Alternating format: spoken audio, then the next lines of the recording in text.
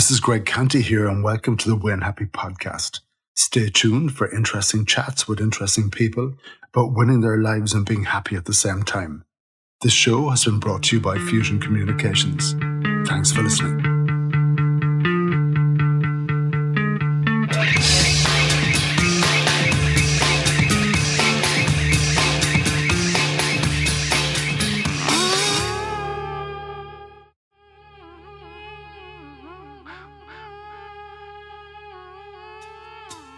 On today's podcast, I chat with Katie Jefcoat, the host of the Everyday Happiness podcast. This small-town girl from Minnesota, from a town of 2,006 people, realized her dream and became a lawyer in the supercharged atmosphere of Washington, D.C. She chats about January the 6th, the divisive atmosphere in the United States right now, but most important, the need to step off the ferocious treadmill and look for harmony in your life. Let's hear from Katie and find out exactly what she means by intentional margins.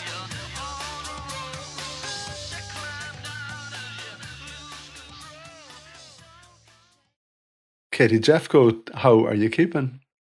I'm well. Thanks so much. A big welcome to the Win Happy podcast. And I believe you're a perfect guest for the podcast. Well, thank you. I appreciate that. I am wiped out. I've had a day when I've been literally running from meeting to meeting, phone call to phone call. It's Wednesday. I know you're in the States, so it's probably early in the morning. Here, what is it? It's 20 past 5. Typical day. And I know on a Thursday I'm going to be even more tired than I was on a Monday or a Tuesday. And I know on Friday morning getting up, I'm going to be totally wiped out. And it's like the whole week just rams your energy. What would you say to me? Well, I would say you're not alone. You know, if we were sitting on my sofa drinking tea or, having coffee, as I love some caffeine, we would be talking about how this is kind of what happens, especially as we are chasing ambition and working and doing all of the things that you and I do, that your listeners do. We're always doing things. So I would say, first, you're not alone. But second, how can we find some intentional margin so that we can start identifying what our priorities are? Because I feel like you can be busy and be balanced if you're doing the right things for you, if you're fulfilling your priorities in this season, knowing this too shall pass, right? Seasons will change. There will be ebbs and flows. We get to pivot, all of that kind of stuff. Because I know you have a podcast called the Everyday Happiness podcast. I know you talk about intentional margins, which is an unusual word. I know you've got programs for people. I know you have your coffee with Katie, little sessions. I think they're online on Facebook. And I know you speak about harmony. So I want to get into all of that. I want you to explain the different programs of what you deliver on the podcast. But what I love to do on my podcast is I love for the listener to understand 100% who this person is, who has a perspective on these things. And we kind of present that to them by telling your story. So the question I love to ask people is, who the hell are you and where did you come from? Well, we're going to take it way back, but I promise it'll be short. I grew up in a town of 2,006 people in the middle of a cornfield in Minnesota, USA. And I wanted so bad to get out of that town that I thought the only way that I could do it was to be a lawyer, because I thought if I was a lawyer, I could make some money and then I could follow my dreams of something bigger. I didn't know what that was. So I did that. I went to law school. I became a lawyer. I moved to Washington, D.C., which is on the Minnesota's in the Midwest in the center. Washington, D.C. is all the way on the East Coast. So I was a trial lawyer. So I worked in the courtrooms for a number of years, got married, had some kids, decided to blow it all up and stop practicing law, which I thought was my dream. But what I realized was it was a means to an end. So I stopped practicing law, raised some kids, and then when COVID started in early 2020, and it felt like the world was just crumbling down around you, that it really, to us here in America, felt like a dumpster fire. We had a lot going on, both politically and with the pandemic. And it just felt hard. It felt hard to wake up every day. You were consumed with the news, consumed with just trying to get through the day, homeschooling the children. And if you talk to other parents, we are not the best teachers. So I started focusing on happiness. What could I prove? What was the science around happiness? What was in my control? And so I dug deep into happiness, and then I dug deep into the parts that I could control. And how do I do that? And I started sharing it with my friends. And then they encouraged me to start a podcast, 2 or 3 minutes a day, on a tip about happiness science or intentional margins. Intentional margins came about before the happiness, because as a trial lawyer, I was on this hamster wheel I couldn't get off. And I realized that the minute I would try to jump off that hamster wheel, it was so nerve-wracking because I didn't know what would happen next. You know, we have all these acronyms: spinning the plates, on the hamster wheel, walking the tightrope, right? They're all saying the same thing. We've got too much on our plate. What happens if we fall? What's this anxiety like? Why are we going to sleep at night with an elephant on our chest that is a metaphor for all of our to-dos? Where are we focusing at the end of the day in our priorities, or the end of the week? Like, where do we want to focus our time, most valuable commodity, so that we're living a life of intention? So I've got a question for you, and it's about your early life and living in that town with 2006 people. Where were you living? I presume you were in the country. Were you? What did your mom and dad do? What was family life like? What was life like in a town with 2006 people? Yeah, so we had no stoplight. We had a gas station that served Subway sandwiches and pizza. And it was a farming community. I lived in the town. So my high school graduating class was right around 48. So I could walk to school. There was a little main street where my parents worked, and it was just felt small. And, we talk about happiness, right? And how, like if you have to create your own happiness. And for me, it just didn't feel right. I had bigger dreams and bigger ambitions, and the people I was surrounded by couldn't see past that. Okay. And that was it just felt hard. So I just never really felt like I belonged. And belonging is part of our DNA. So you don't feel that. You just strive for that. You pull for that. You do what you can. It's this fight or flight. And so really for me, that's what it was. So in that small town, I presume a lot of it will be the opposite to your life now, that you would have a lot of time in your hands. Boredom might have been a factor when there isn't a whole pile going on one way or the other. Your mom and dad, what did they do? So they ran a jewelry store in our town. And then my mom had other jobs along the way for the Chamber of Commerce and the newspaper. And she had a sales job for a while that she still does now. And, like more traveling. And we always had plenty of things going on. We were I was part of the band and the cheerleaders and all the things, but it just never felt right. Like you have that like gut feeling. Yeah. It's hard to explain, right? But if you know it, you know it. And I know some people will relate to the fact that it just didn't feel right. Like there was something different. I wasn't living in my authenticity.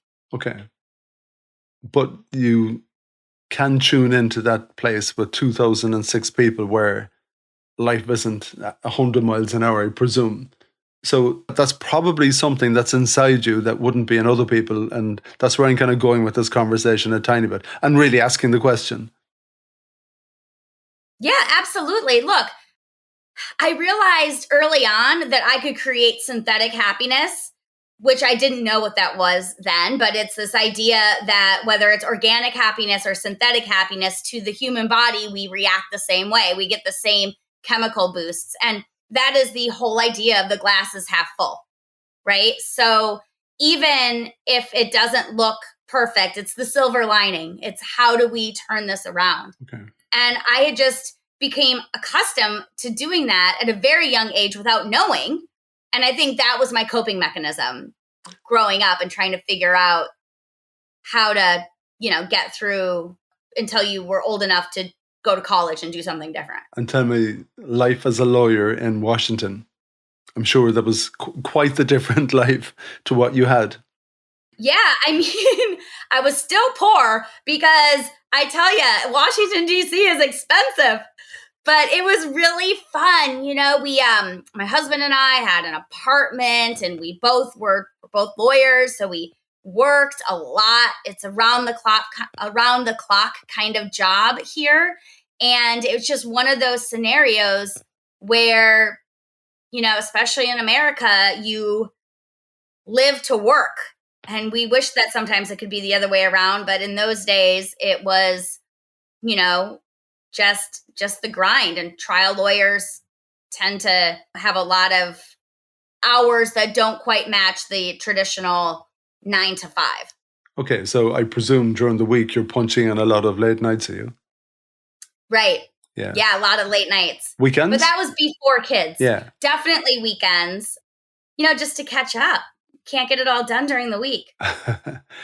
And the nature of that job as well. I always think in so many respects, Katie, that often you actually match your job and you become that personality. It's kind of funny. I was an accountant for my sins. And I know in your bio you talk about being, is it a recovering lawyer, I think? Is that the words you use? Yeah. Yeah, but I was a trainee accountant and we worked in a small office. So when it comes to courses for your exams and everything, the odd time there might be a meeting of the accountants in the city. So you go to the hotel or the venue and you're meeting a bunch of people and you don't know who they are, what they look like really. But the minute you go in the door, you know where they are. Because you kind of become the role in so many respects. It's probably how you wear your hair and how you dress, and maybe even the expression on your face. And I often think about lawyers from my own experience with lawyers, or solicitor would be the word that we'd use here. I'm not sure how those words break down, but we'd use the word solicitor more than a lawyer. A lot of it is a competitive situation. You're fighting in court with someone else. Is life a constant fight? There's no question that that's exactly what happens. In fact, the happiness science would call that behavioral contagion, where you definitely take on the personalities of your coworkers, of your job. It's when you go, so in America, if you go to school and you're from the Midwest and somebody else is from the South, we have different accents. And what happens is you will take on the other person's accent if you're in a dorm room together, if you're roommates. Behavioral contagion, it's exactly the same thing. It's why people say birds of a feather flock together, right? Because it's so important to understand that and also realize we get to choose who we want to be around, who we want to embody those values. I mean, that's magic right there when you figure that out. Yeah, and more than the values, but the personality traits of that industry. Absolutely. There was a few particular things I've been involved in lately, and it meant you had to put the boxing gloves on. There was a particular issue where we needed to get something done. It wasn't in a work context now. It was a project that was going to affect where we live. So the local council had these plans to totally change the place, which is really beautiful. So we had to put our boxing gloves on and be aggressive and call them out, and it was a bit confrontational. But I found at the time, I was nearly being confrontational about everything. There's a friend of mine He's a lawyer or a solicitor. Actually, he ended up quitting that job. But he said at the time, when he's in the middle of his lawyer practice, he'd find himself at home arguing with his wife. And a bit like court, he found it was like a game and he was trying to win the arguments. And it wasn't to resolve the issue. What he was trying to do was literally win those fights, and that became his character. So on top of all this kind of busy career, trying to make it in Washington, is there a little bit of, it's kind of highly charged as well in that way? Absolutely. And look, the part of the world that I live in is highly charged, just generally speaking. It just is.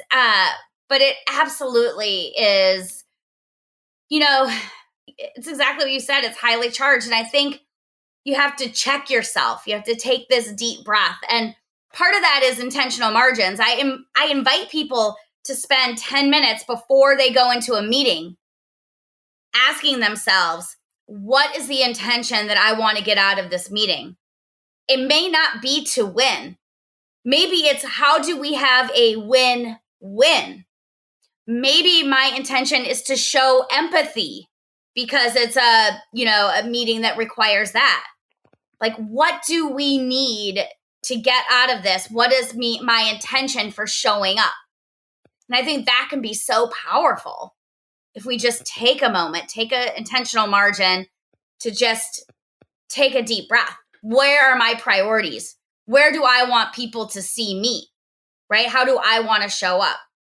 Yeah. And as well as that highly charged work environment, you've got that external environment as well. You've got kids and a busy life, but you also mentioned the politics in the States. Yeah. So I know you're talking 2019. Like, I have a brother in the States, and obviously in Ireland, I think in the whole world, everyone looks at the States the whole time. If anyone has spent any time on Twitter, you can see how it absolutely car crashed as a platform for people interacting with each other. It got so aggressive and divisive. But the minute you put Donald Trump in the middle of everything, oh, wow. There's been a fire coming from the United States that just hasn't gone away. I presume that environment affects you as well, does it? That environment that was highly charged now becomes even more so. Absolutely. Look, I'm in a unique position where it's almost hard for me to get away from it. One, I live just a few miles from the White House, so any national security threats would affect me just because of proximity, right? I have friends that work in administrations, that work for the other, government branches, from FBI to CIA to other Department of Justice, like these branches of government, or not branches of government, departments of branches, but it's everywhere. Like the newscasters that you see on the national news, lots of them live in my neighborhood because that's where we're at. So it's really hard to get away from it. And I think some people go in different directions. Some people consume themselves with it. Some people are like, I'm never watching the news. I don't even have Twitter. And then some people try to have this harmony, this balance, this idea that we can consume the reputable and really the news that we rely on, right? Like the mainstream probably isn't the right word, but the more reputable news. And then we can also live our lives. This is the thing with happiness too. The world can be a complete dumpster fire. Your individual circle can be a complete, you could have trauma happening in your sphere. There could be trauma happening somewhere else in the world. We could be, right now we're still talking about a war in Ukraine. Like these are heavy things. There's a lot going on. And we can have compassion for what's happening in the world that feels heavy and bad and still find happiness. And I would argue that we have a responsibility to find happiness wherever we can. And that does not decrease our compassion for what's happening in the world around us. Okay. So I've got a bunch of questions. So before I get to them, can I ask you one question about January 6th? Were you working that day? I was at home and I was glued to my TV. In our town where I live, which is like right next to Washington, D.C., we had lockdowns, like nobody could leave the house. We knew people that were working, like, you know, officers of the court or police officers or, you know, like working downtown. Like my husband still works in Washington, D.C., like all of that. It was terrifying to watch on TV. And even me, I was glued to the TV, all of the live coverage. I couldn't get away from it. It was like, you know, all the press conferences. It was just, you just were hanging on the next word. It was terrifying. And there was so much talk about where like the mobs of that event were coming. And a lot of them had hotels near where I live. And there was talk that they were going to come over this bridge, which is, you know, where I live. And what would that look like? It was fascinating and terrifying and just so interesting, like human nature, right? Just so interesting on so many levels. Yeah. That's probably not the answer you were looking for. I don't even know how to describe it. It feels so big. Yeah, well, we were glued to the TV as well. And I remember it was a case of, oh my God, look what's going on here. And it was nearly, let's get the popcorn and the beer and sit back and watch the film, the TV show, because that's what it felt like. It was so unbelievable. And yeah, I'm just absolutely amazed that people still buy into Trump and everything else after all of that. How stupid are they? That's probably a very simplistic way for an Irishman to think about that. But yeah, people still seem to love him over there. Whatever it is, I have no idea. I'm with you. It's the craziest thing.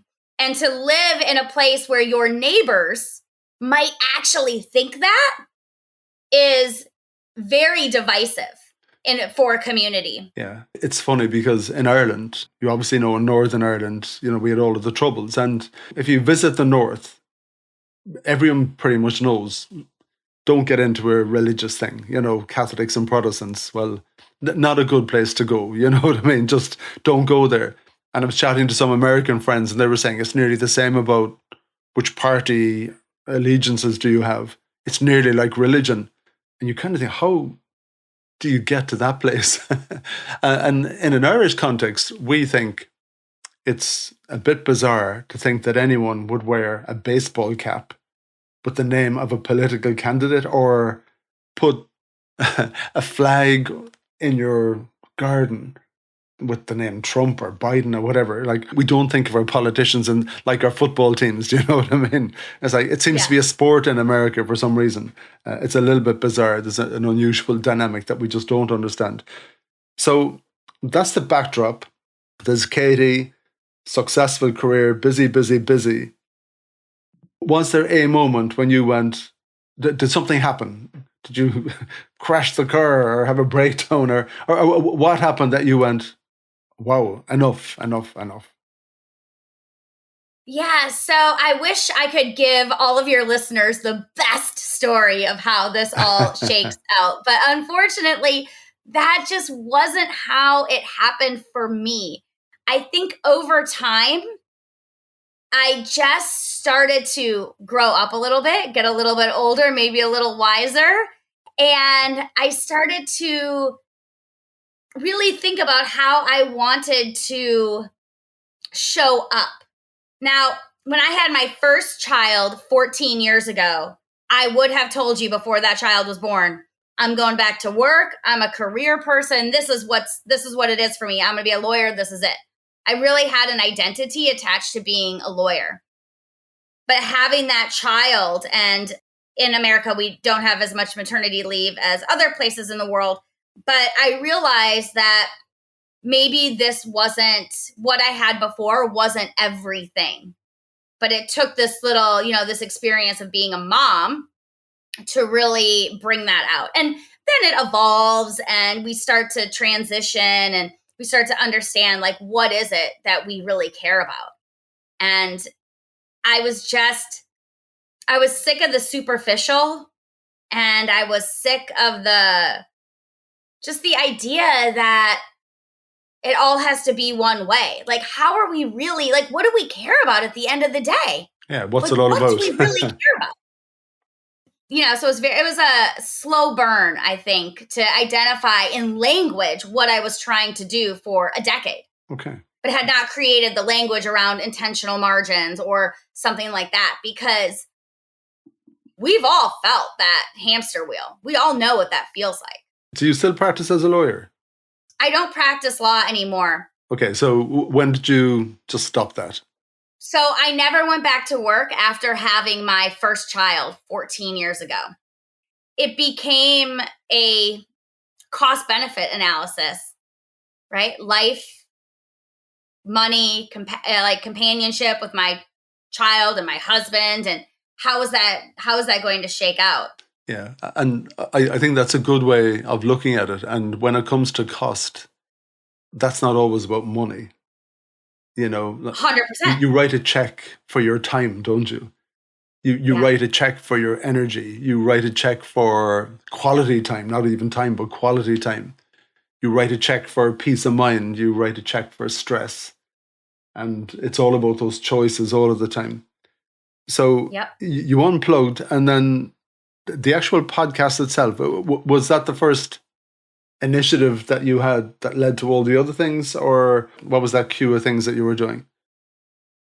Yeah, so I've been a serial entrepreneur, kind of doing a few things here and there because I love serving people. And if I see a need, I just want to figure out how to help.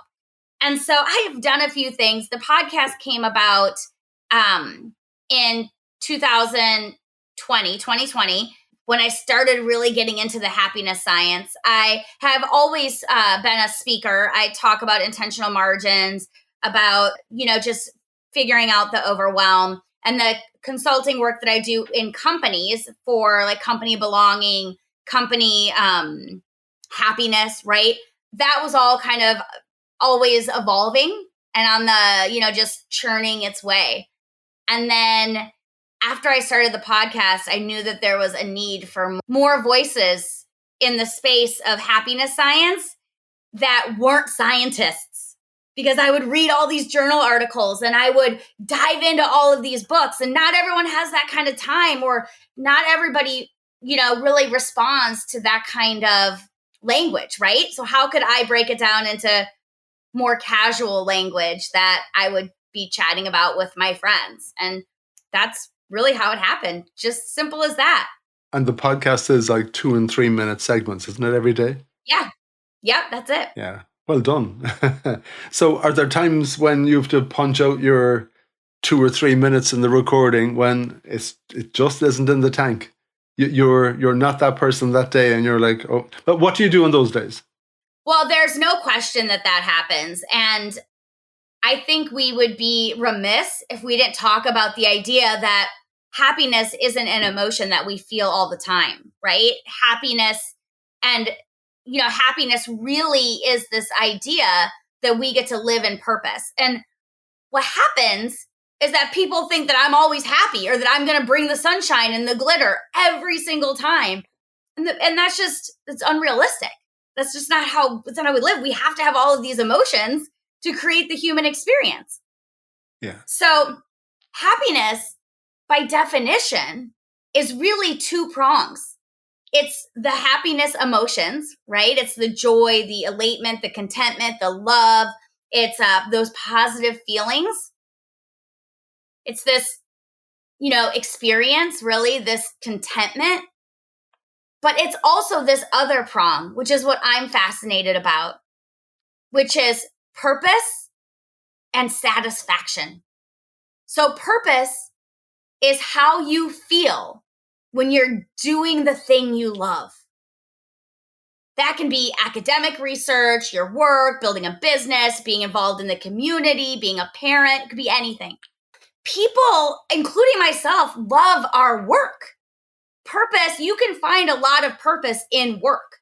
And if you are not working, maybe you're retired and you have a hobby. You can find a lot of purpose in a hobby. And then satisfaction is what you have divided by what you want. So you want to appreciate what you have more than pining for what you want. Okay. And that's how you get satisfaction. So many times we think we're going to be satisfied when or we're going to feel happier. We get that job promotion, we get the big house, we buy the new car, we do all of these things, and then the new car smell wears off. That's called hedonic adaptation. It's this idea that the treadmill is always moving and there's always going to be another thing. We experience this in our lives all the time. So satisfaction is not really a function of pining for what you want. It's the equation of what you have over what you want. Yeah. So you just you appreciate the haves more than pining for the wants. That's really the basic of satisfaction. Yeah, and the reason I was asking you that work question, I've read some of your material, and you kind of shy away from that conversation about balance, and we're all talking work-life balance, and you use a much better word, I think, which is harmony. And I guess harmony for different people is quite a different thing. But is that finding that mix within your own life, finding that satisfaction where you can, be it that in a hobby or in your workplace or whatever that looks like? Yeah. So this is the way that I look at it. Balance is like the scales of justice. They're always equal, right? That's how you find balance. But that's not life. That's not how we show up ever. So I love this idea of harmony because it's the yin and the yang. When the yin and the yang are together, they're in perfect harmony. Do you know what the yin and the yang is? The two spots, the black and the white, half circles. When they're together, they're in harmony. That's what it's called, harmony. But when they're pulled apart, each one individually is completely out of balance. So sometimes life takes a bigger portion of the pie. Sometimes work takes a bigger portion of the pie. Sometimes one kid takes more effort than another child. That doesn't mean that we don't love all of these things equally or as much. It just means that we are in a season where one takes more precedence, and that's okay. That's exactly what it should be. It's never equal. We're never going to spend, if you're working 8 hours a day in a career, you're never going to spend 8 hours a day with your child or your spouse or knitting. It's never equal. So it's unrealistic and it's unattainable, and it's just not fair. We're not setting ourselves up for success. Yeah, and in that quest to find some harmony, I think then you've spoken about this already, your intentional margins. Is that a kind of thing that you need to practice and make it a habit? I've noticed even in a work context, everyone reckons we're moving too quick. So you bring some person in and they do a little wellness session with you. You all close your eyes for a while and you feel your toes and you feel your knees. And that's all wonderful for that hour. And the following day, you're just back to normal. And the difference is we've forgotten how to practice these things. So your intentional margins, you need to practice that, don't you? And have that kind of awareness to apply it when you need it. So what advice do you give people to construct those for themselves and build that into their lives? Really, an intentional margin can be anything that you want to make it. I mean, this is the long and the short of it. There are a million ways to do anything. Pick what works for you. My method is identifying what your priorities are. Maybe it's your priority for the day, for the week, for the quarter. If you're getting ready to launch a book, there's a lot that goes into that, including, all the things that happen during book launch. Maybe that's your priority, right? And then you're all in on that and you're not going to soccer games for your kids, however that looks. So if you can identify a priority every day, an intentional margin, I want to make sure that I show up with intention. I'm going to do 10 minutes before every meeting, or I have a priority to have coffee with a friend, or to go for a walk, or do 10 jumping jacks outside, at lunchtime to get my body, realigned. We get to decide what your priority is. And I think that's what's so impactful, because that's how, like, somebody may be like, I'm never knitting. That's a crazy idea. Somebody may be like, meditation is great for me. And another person is like, forget about it. I'm going to go for a run. Great. Decide what your priority is. Maybe it's identifying how you're going to spend time with your partner or your children or your friends. I'm going to do one coffee date a week with one of my friends because it fills my cup, because social connection is one of the cornerstones to happiness. So whatever those priorities are, but it's something non-work related that is, that you look back on the week and you're like, okay, that wasn't so bad. Or you look back on the month and you're like, I still got to do all of these things that light my hair on fire, that make me feel that my life is worth living, that I'm not just checking the boxes and I'm on this grind. Yeah. Because that can be debilitating. Tell me about coffee with Katie. Who rocks up and has coffee with you, Katie? It has evolved over the years. It's so fun. I do a newsletter every now and then where I, send some inspiration. I've done Facebook Lives. I have a small membership, and we do coffee every week on Wednesdays for 45 minutes. And whoever shows up, we engage. And I think the most exciting part about Coffee with Katie is that you know what you're going to expect, because no one in my circle is going to be negative or judgmental or give you some attitude. That's just not how we roll. And everyone's very protective of that, just because of who we are, that it's going to be solid, which I think is so much fun, because you get to have discussions about all kinds of things that you never learn about or think about. I mean, everything from taxes to, the favorite TV show of the week. Is it all women, is it? Usually it is. Not always, but, it just depends. But it's usually the ladies that show up. It might be a great way to meet to meet a woman. Hey, dating with Katie. I don't know. I also noticed on your website you're pumping out a blog post pretty much every week. I love consuming content. I love consuming and thinking about and really diving into all of this kind of research. So if it's something that catches my eye, I want to share it. I want to share it in small bite-sized segments that, are more digestible. Okay. What's your next post going to be about? Is it half written?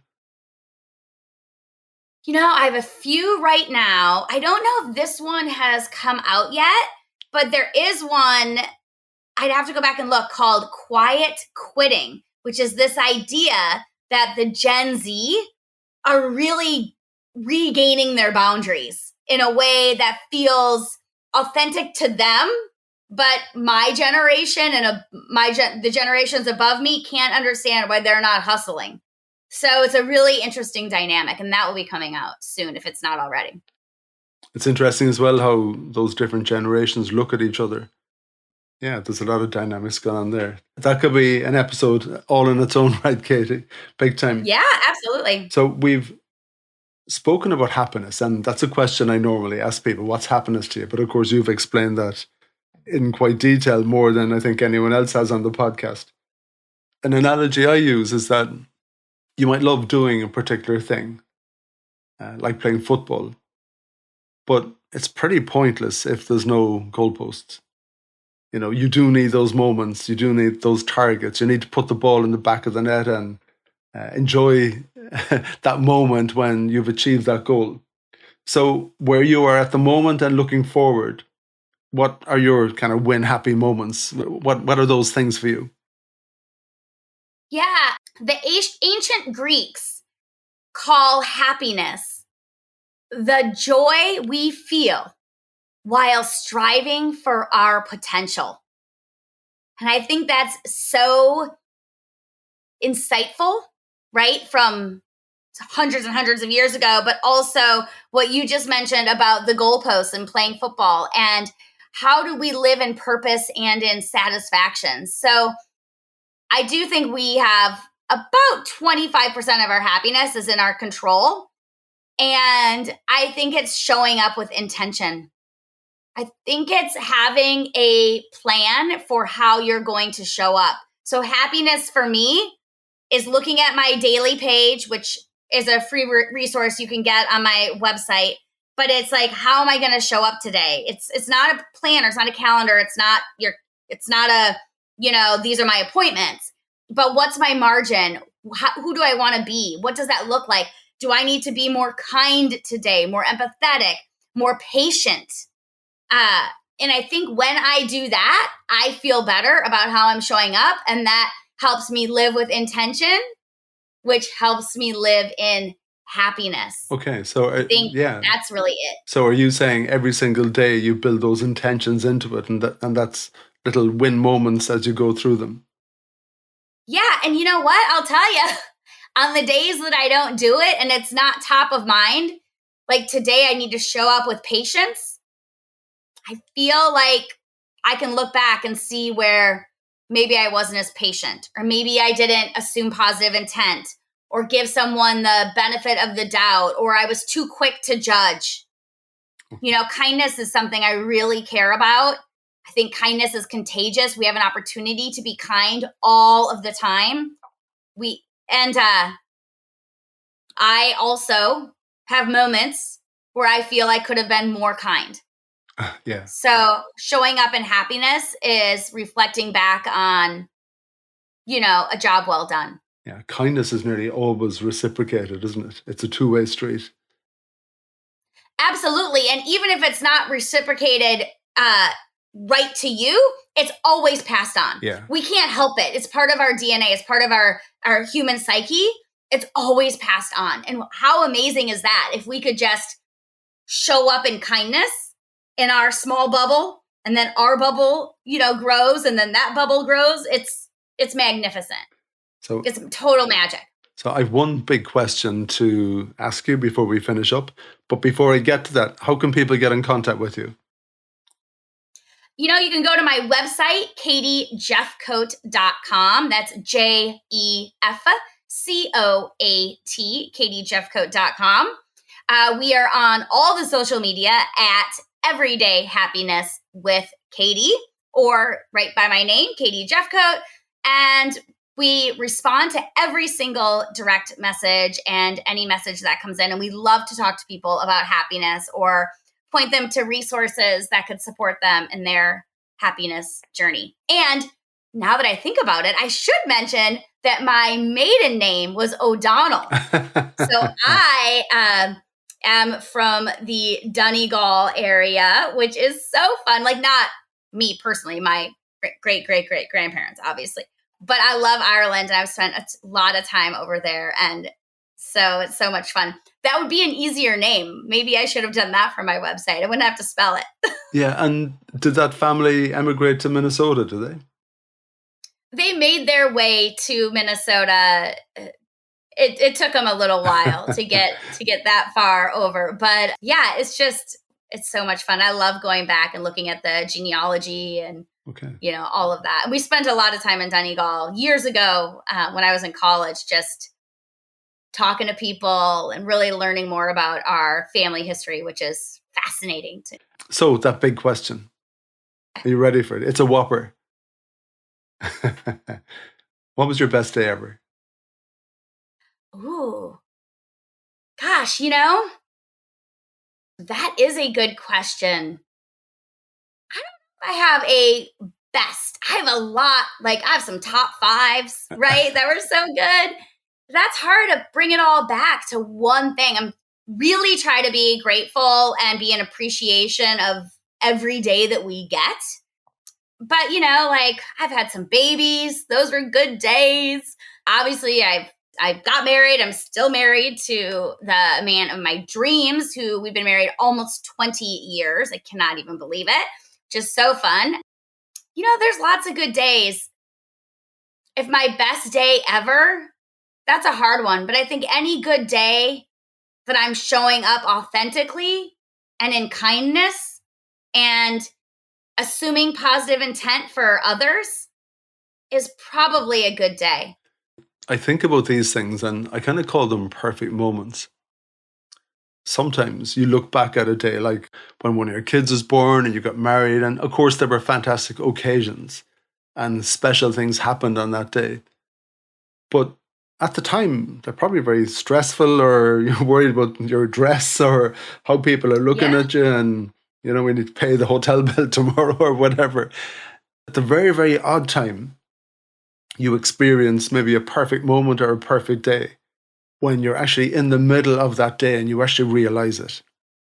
It's not something you look back and after, you're kind of, oh, wow, this day is actually, or this moment is even perfect.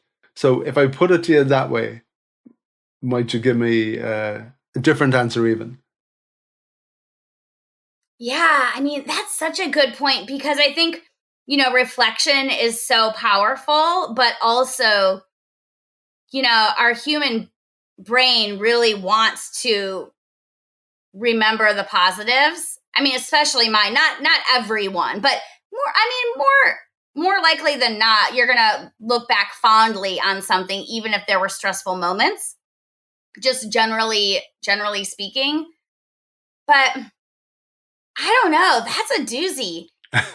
It feels like the moments when you can be fully present, when you really are fully present in that moment, you just look back in awe, right? And you think, wow, this was a good day. I love it when my kids laugh. I don't know why. I'm like totally addicted. When they were little, I was constantly videoing them like giggling or laughing. It just like makes me so happy. And I was like in it. Or when we're riding roller coasters at amusement parks and my little guy is like, or I do something that helps him and he's like, this is so great, Mommy. You're amazing. Like you feel that. You feel like it might be the best day ever right then and there. Yeah. And it's so contagious. You just can't help it. Yeah, well, listening to your kids laughing and knowing it's coming from the heart, that's a pretty good day, isn't it? Yeah, it really is. Gosh, it really is. Katie, thank you so much for coming on the podcast. As I said to you, I was a bit tired and a bit stressed today. You're a tonic. It's probably even coming across to the listener. I am actually tired today, whatever's going on. But listen, thank you. And thank you so much for bringing some happiness to the Win Happy podcast. And we can think about our intentional margins and bringing those into our life on a regular basis. Take it easy out there. Thanks. Take care. Cheers. Bye.